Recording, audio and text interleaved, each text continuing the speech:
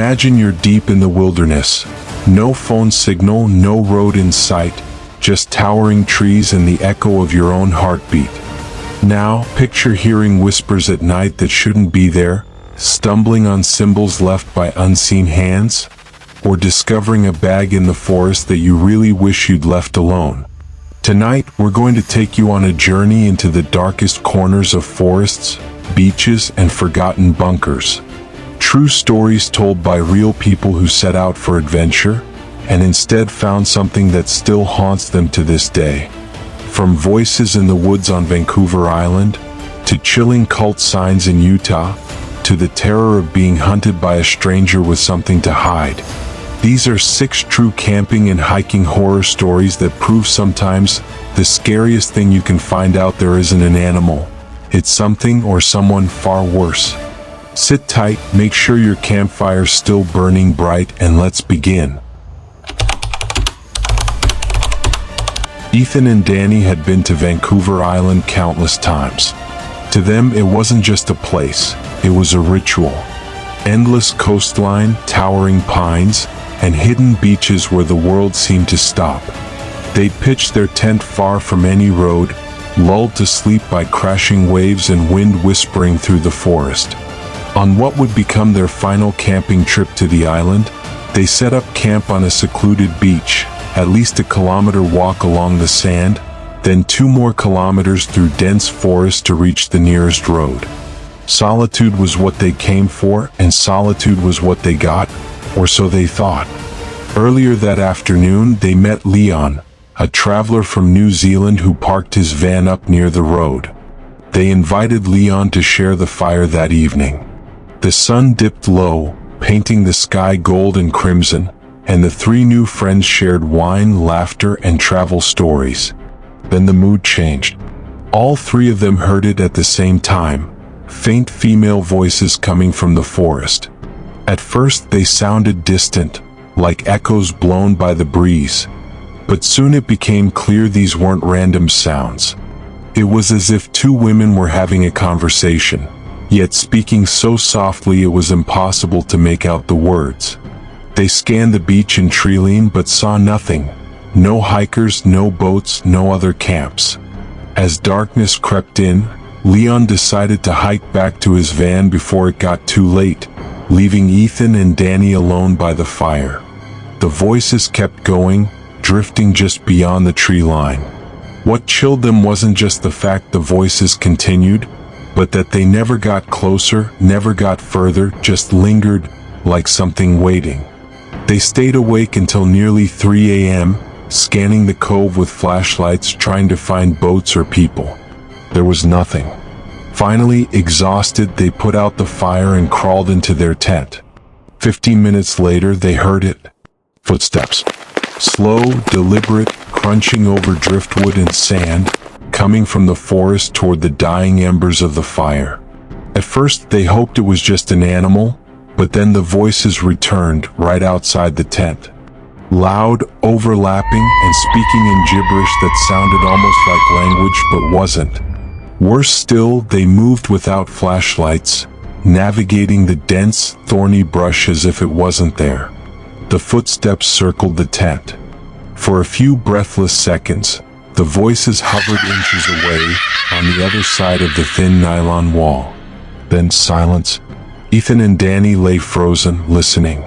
Eventually, the footsteps faded into the trees, and the voices were gone. At dawn, they packed up and left, never camping on the island again. Hundreds of miles away in the forest near Cedar Fort, Utah, a woman named Kylie was exploring an old trail she'd found. What she expected to see were deer tracks and the occasional beer can. What she actually found felt like something from a nightmare. First, there were the bones, piles of animal remains, clean picked and left in strange shapes. Then, further down the trail, symbols carved into trees and rocks. At first, she thought it was just vandalism, until she noticed how fresh the markings were. On September 15th, she brought her friend Josh to see for himself. The sun was low when they arrived, bathing the trail in eerie golden light. That's when they found it. A freshly severed deer head, arranged perfectly inside a pentagram made of deer legs. It hadn't been there when Kylie first came. The two stood frozen, the air around them thick and heavy. Deciding it was best to leave before dark, they turned back, but the path didn't look the same anymore. Twists and turns they swore weren't there before now seemed endless. As night fell, their phone flashlights barely lit a few feet ahead. And then came the feeling that someone, or something, was watching. Branches snapped to their right, then to their left. There was no wind, no other hikers. Just them, and whatever was moving in the brush. Then came the scream. Neither animal nor human, it shook them to their core. Josh dared to look back, and saw a massive black figure on the trail behind them, too large to be a person. They ran, hearts pounding, until they found the road. Safe in the car, breathless, they sped home. Later research revealed reports of cult gatherings and unsolved murders in those same woods. Kylie hasn't been back since. In northern Germany, two friends went exploring an area that once belonged to the former East Germany. Deep in the woods, they stumbled across strange pipes sticking out of the earth, like forgotten periscopes. Driven by curiosity, they pushed through thorny bushes and uncovered a hidden wooden hatch. Beneath it lay rusted steps descending into darkness. They found themselves in a vast concrete bunker, silent except for water dripping somewhere deep inside. The air smelled of mold and rusted iron. They moved through corridors, their flashlight beams bouncing off walls tagged with old German graffiti. Some messages were harmless. But then they found one that chilled them. Help. Still deeper, they found more words scrawled in black. Hello, Satan. I love you. Rooms flooded with rancid water, broken furniture, and relics of the past lay everywhere. Rusted helmets, rotting crates, and a single mud-caked shoe lying in a hallway as if dropped mid-escape. Whoever left the messages seemed to have fled in terror. The deeper they went, the more oppressive the air felt, as if something unseen was watching. They left the bunker before darkness swallowed the woods outside. The bunker remains there, abandoned and decaying. Why it was left so suddenly, and who wrote those desperate messages, remains a mystery. Bill was visiting his brother in upstate New York when he decided to go for an afternoon hike. The trail, surrounded by flame-colored autumn trees, felt peaceful, until he stumbled upon something unexpected, a duffel bag. It looked new, oddly clean for being in the woods. But the smell, thick, rotting, unmistakable, turned his stomach. Before Bill could open it, a voice called out, "That's mine. Don't touch it." A large man in a dirty jacket stepped out from the brush, eyes locked on Bill. He explained almost too quickly that the bag held a fresh kill from hunting.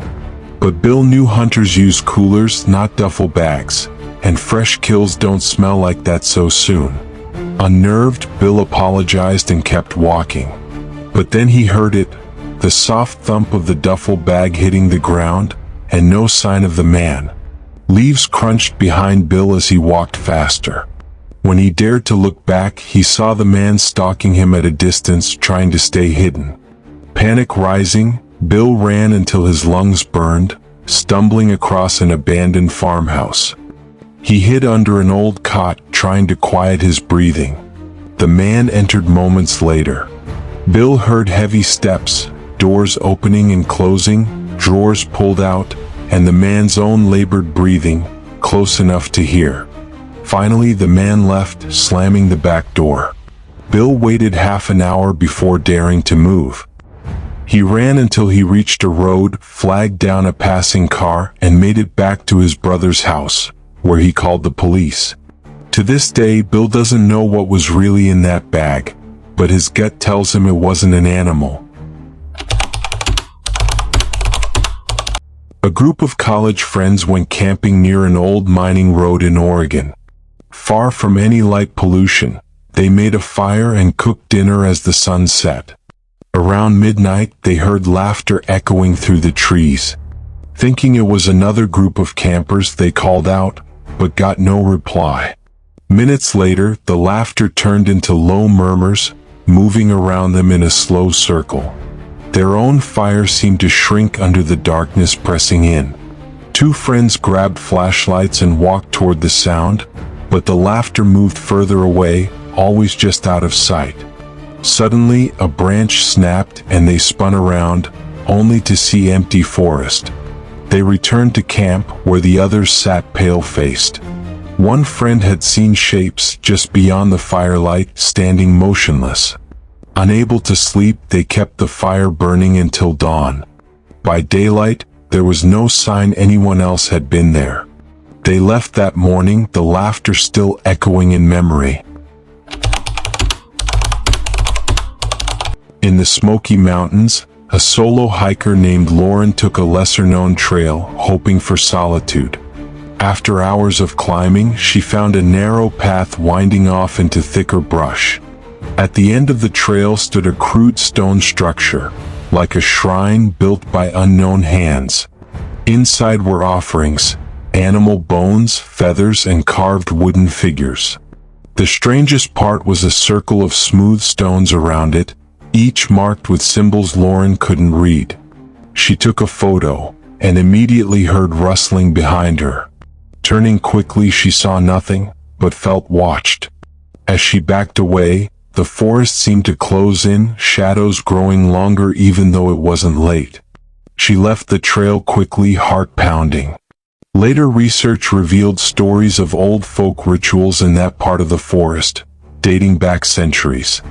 Lauren still keeps the photo as proof, but never took that trail again. The wilderness promises beauty, solitude, and freedom, but sometimes it hides secrets older and darker than we can imagine. Voices in the night that speak no known language, symbols of unknown intent, and people whose secrets could cost you your life. So the next time you venture deep into the woods, ask yourself, are you truly alone? Or is something out there watching and waiting?